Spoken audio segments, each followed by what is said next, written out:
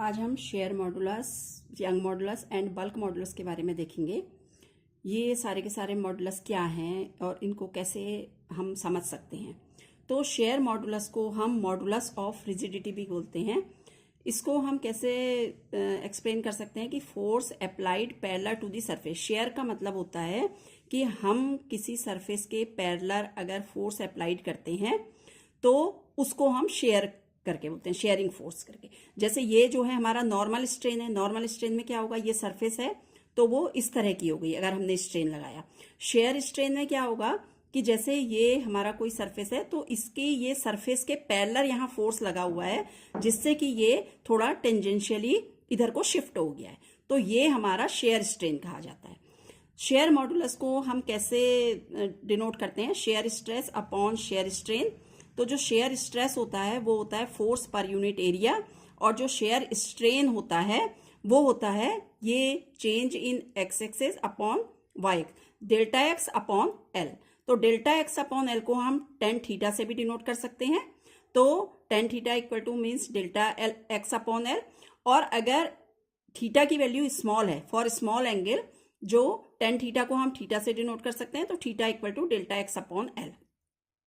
High shear modulus का क्या meaning होता है कि solid is very rigid. High shear modulus होगा तो उसका मतलब है सॉलिड बहुत रिजिड है, और and for deformation large force is required.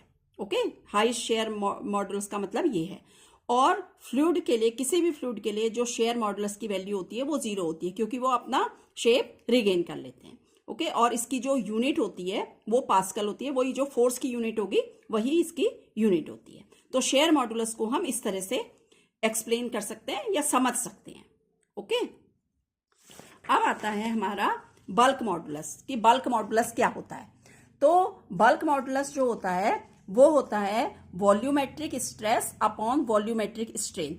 जो के बल्क मॉडुलस को हम के से डिनोट करते हैं, K equal to minus delta P upon delta V upon V होता है।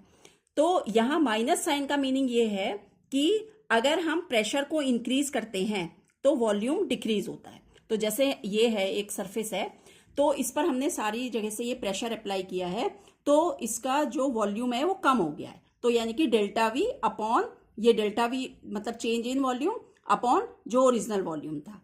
तो अगर बल्क मॉडुलस की वैल्यू ज्यादा होती है, इफ मोर वैल्यू ऑफ के means the material is highly incompressible. Okay, तो बल्क मॉडुलस जो है सॉलिड के लिए सबसे ज्यादा होता है, लिक्विड के लिए उससे कम होता है, और गैसेस के लिए और कम होता है। अब हम आते हैं यंग मॉडुलस पर।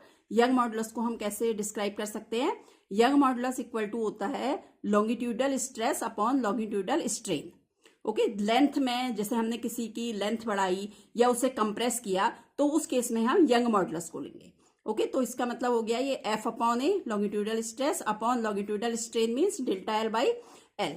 ओके, तो यंग मॉडुलस जो है स्ट्रेचिंग के लिए होता है और कंप्रेसिंग के लिए होता है, मतलब लेंथ के सेंस में आएगा। बल्क मॉडुलस जो है वो चेंज इन वॉल्यूम के लिए होता है, और मॉडुलस ऑफ रिजिडिटी जो होता है for change in shape, shape change के लिए होता है। ओके।